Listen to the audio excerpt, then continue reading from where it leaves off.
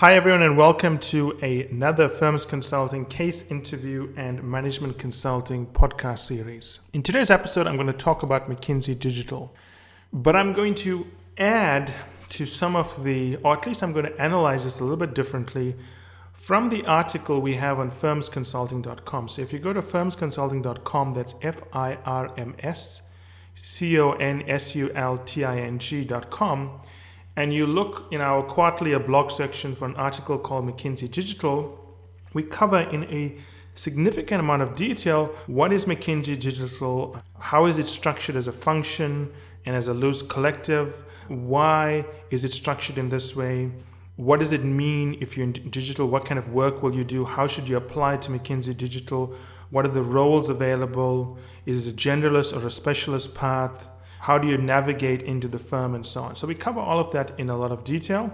And for a limited time offer, if you for free register on the site or opt in, we will send you some advanced preview episodes of some of the content we have available to our advanced members called FC Insiders. But I don't want to repeat what's in the article because it's a good article, but here I'm going to add to what's in the article. I'm going to present a different way to think about McKinsey Digital. And what I'm going to do is I'm going to summarize one of the questions posed to me. And the question posed to me is that to a client who wrote in, to him it seems that McKinsey Digital is less prestigious than the old McKinsey BTO, than McKinsey Corporate Finance, than McKinsey Strategy, than McKinsey Organizational Practice, and so on. And maybe true. Some way I'm going to answer the question. And I'm going to answer it in a way that's unusual because it's going to condense or boil down the points being made. I'm not going to look at why there are differences. That's covered in the article in a lot of detail, and it's much longer than I can explain here. But I'm going to look at it from a macro level in terms of what you see and why you see what you see, and how it's going to change over time.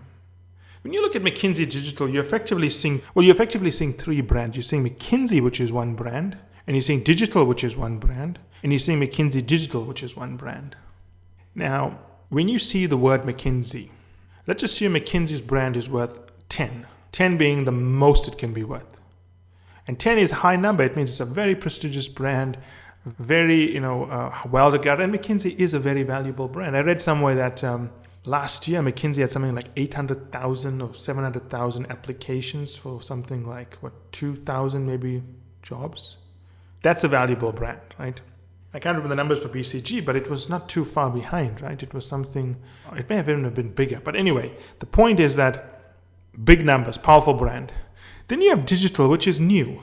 It's new, but the mere fact that it is new means it hasn't had time to generate any brand value because we don't even know what it does. It's new, it's finding its way, it hasn't had a time to generate much impact. And even if it has done tremendously important and valuable work, we haven't had time for any of that to get into the press. And for CEOs to say, we hired McKinsey 5 years ago in digital, and they totally transformed our practice and put us on this path to glory, riches, and whatever, wonderful praise they want to sing. So the mere fact that it's young means its brand value is automatically much, much more diluted. And the fact that it is in a new area, an area that people talk about digital, but it's really a new, young area that we don't even know what digital is. Anyway in the world, we're still figuring it out, means that it's diluted even further. So you've got McKinsey, which is worth 10, and then you've got Digital, which is worth maybe 2. And when you weighted, it's not a straight average because, you can't straight average them, but when you weight them out, maybe the overall brand value of McKinsey Digital comes out to something like a 4, right? Now, when you look at McKinsey Digital, there is no way someone looking outside in is going to know the inner mechanics of McKinsey Digital. You can't know who the clients are. You can't know the way it works. You can't know the work that it's doing. Even if you have a friend who works at McKinsey, tells you what work they're doing, if you don't work at McKinsey, you don't know if that's normal. You don't know if this is prestigious or not prestigious. You don't know if this is like what the corporate finance practice does. Your friend may tell you it's the same, but again, the friend telling you what work McKinsey does contributes to the brand value of McKinsey Digital. If you have a friend who had a 3.6 GPA out of 4.0 at his school, who wasn't that good, didn't do very well, and he joined McKinsey Digital, the mere fact that he got in and he's the one telling you the story is going to bring down the value of McKinsey Digital. If on the other hand, you had a friend who was top of his class, got into every prestigious firm he wanted to, but chose to join McKinsey Digital, is recounting his exploits at McKinsey Digital, the brand value is going to go up a little bit. So you can see brand value is driven by the brand value of McKinsey, the brand value of digital, the brand value of the person who is explaining to you what McKinsey Digital does, the brand value of the people you know who worked with McKinsey Digital. And you can see it's highly localized.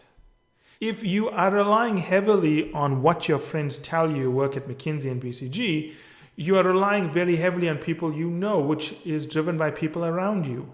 So your brand perception of McKinsey Digital is going to be largely driven by people you know. If you live in San Francisco, it's going to be driven by people who live in San Francisco. Which means if you have a friend in London and he's telling you what amazing job McKinsey Digital is doing, you're going to think, what's wrong with this guy? Everyone has told me it's bad, but you don't. The thing as humans, we don't compensate for our sources of information by saying, well, I live in San Francisco, I'm getting news from San Francisco, I'm getting news from friends that I actually have a low value, a low opinion of. We don't do that. We just say, I heard this.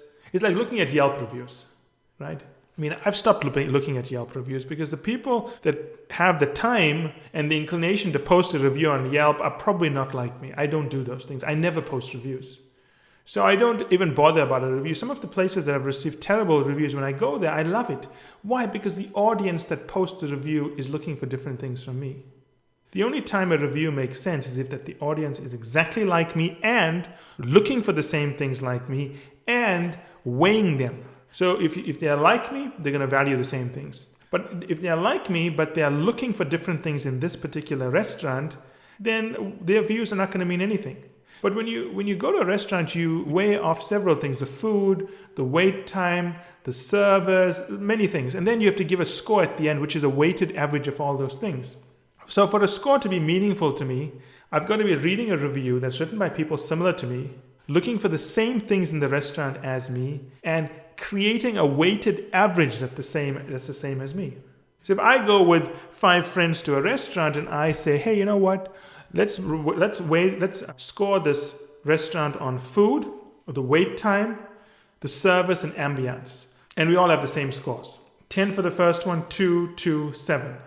And then we have to give a final score by 40 divided by 4 to give a 10, or whatever it is. I think Yelp is out of 5, I think, right? So it's 40 divided by 8, I think, or whatever it is. Yeah, it's by 8 to get a score of 5. Now, they may all just add them up and divide them by 8.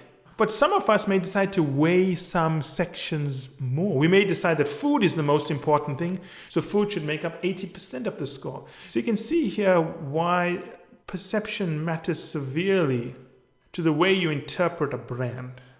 And this is the problem McKinsey Digital faces.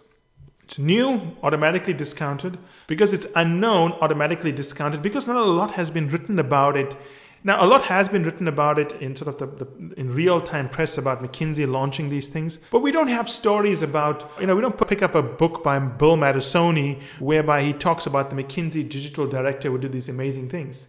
These legacy stories or folk stories or cultural touch points play a role in shaping our thinking. The reason we revere McKinsey Strategy so much is because you can go to a 1986 article by Fortune talking about a McKinsey Strategy partner. The Mind of a Strategist by Kenichi Ohmaru was written by the McKinsey Strategy guy. All those touchstones, we don't realize it, but whenever we see amazing book sold 20 million copies by a McKinsey Strategy partner, in our mind we think McKinsey Strategy is extremely powerful.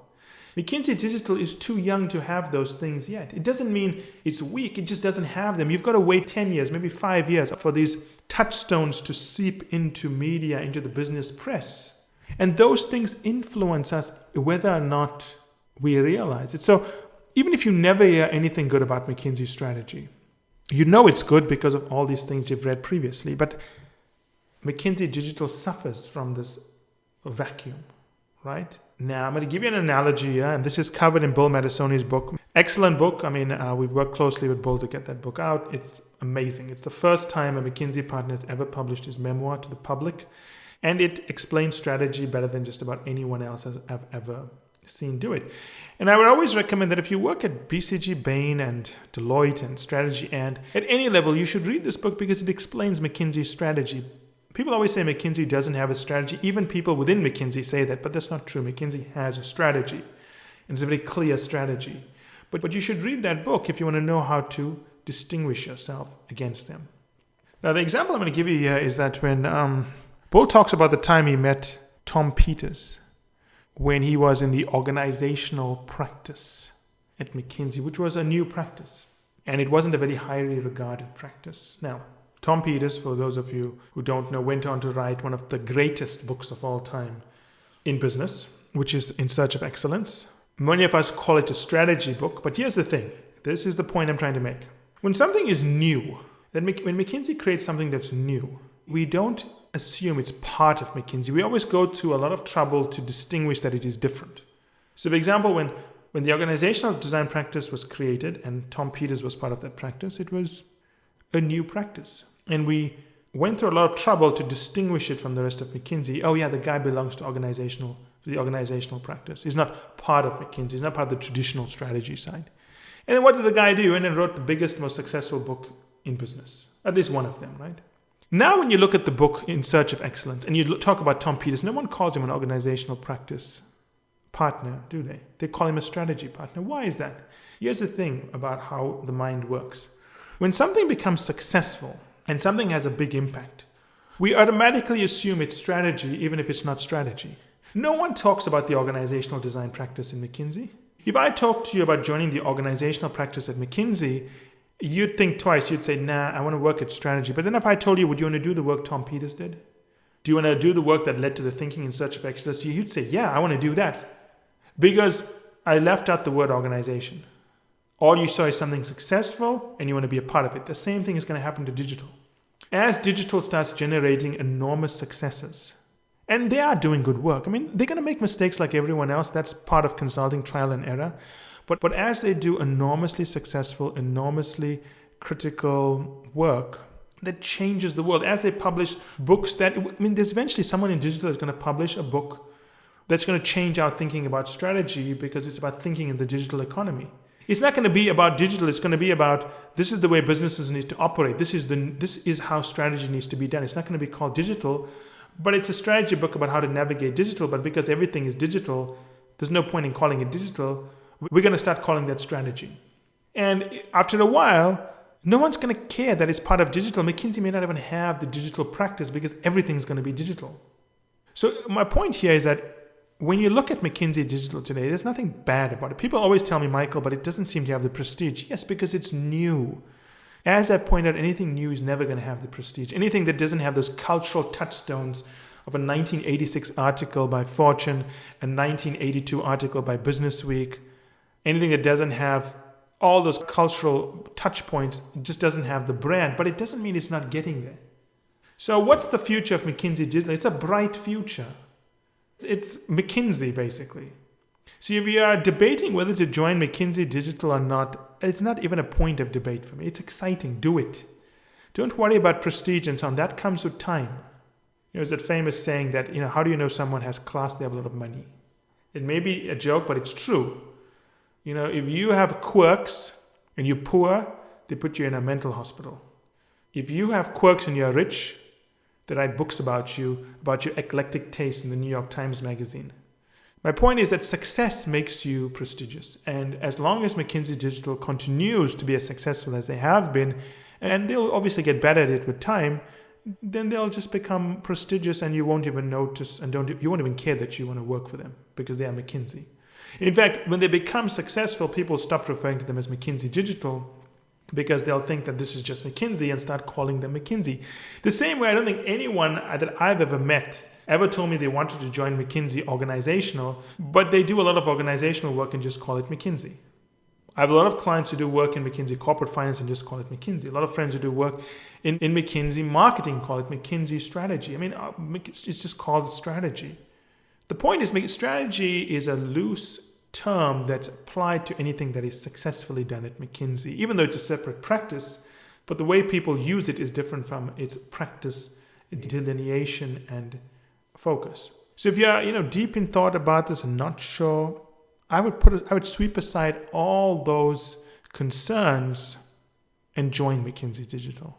As McKinsey Digital does what it always does, it's not going to matter in the long term. It's just going to be a very successful, very highly valued brand that's just going to be McKinsey.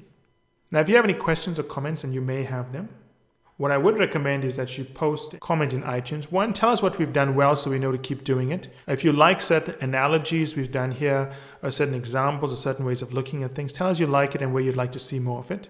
If you have a question, also post it in comments as well, and then we will respond to them in another podcast episode. Take care. Ciao.